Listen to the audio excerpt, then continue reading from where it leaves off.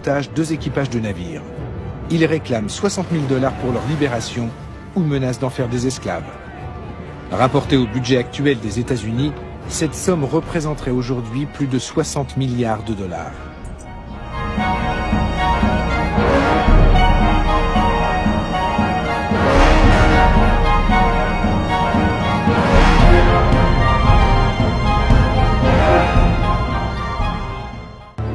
Nous les avons achetés.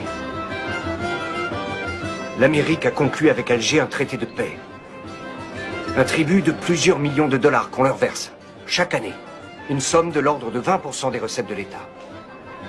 Il y a longtemps qu'on aurait dû investir cet argent dans des forces de frappe militaires puissantes. C'est bien vrai, ça. 20%, rendez-vous compte. On aurait pu régner sur les océans. De nos jours, il paraîtrait invraisemblable que les États-Unis se laissent dicter ainsi leur conduite. Mais même pour la jeune République, l'humiliation est cuisante.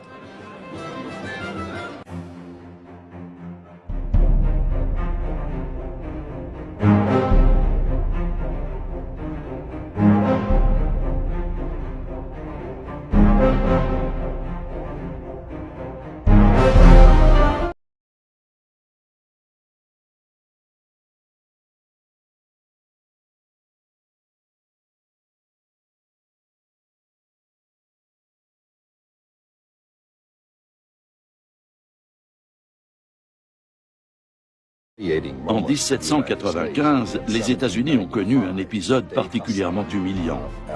Le Dey Hassan, le régent d'Alger, a exigé que les Américains lui construisent un navire au lieu de lui verser un tribut en espèces sonnantes et trébuchantes.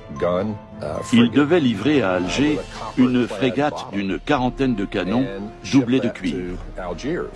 Le président George Washington a écrit qu'il en avait été extrêmement mortifié. Mais les États-Unis étaient faibles à cette époque, et le président a jugé que son pays n'avait pas d'autre choix que de s'exécuter. Il savait pourtant bien qu'avec ce navire de guerre, les Algériens captureraient de nouveaux vaisseaux marchands américains et européens. Les Américains sont piqués au vif par tant d'impertinence et décident de construire des navires encore plus rapides, conçus pour durer. En somme, meilleurs que ceux des corsaires. Les États-Unis veulent ainsi mettre fin aux conditions humiliantes du traité de paix et d'amitié qui les lie à Alger.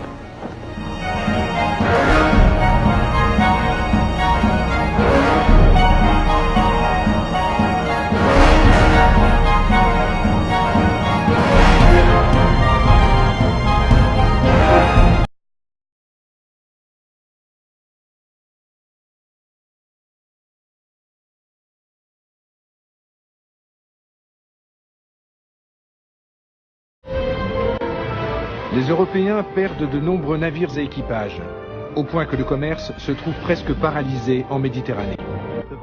Les barbaresques ne sévissaient pas seulement en Méditerranée, ils remontaient jusqu'à la Manche pour attaquer la côte ouest de l'Angleterre ou l'Irlande. Et ils sont allés jusqu'en Islande où ils ont attaqué la ville de Reykjavik et ont ramené des esclaves islandais en Afrique du Nord. Les barbaresques passent à l'abordage.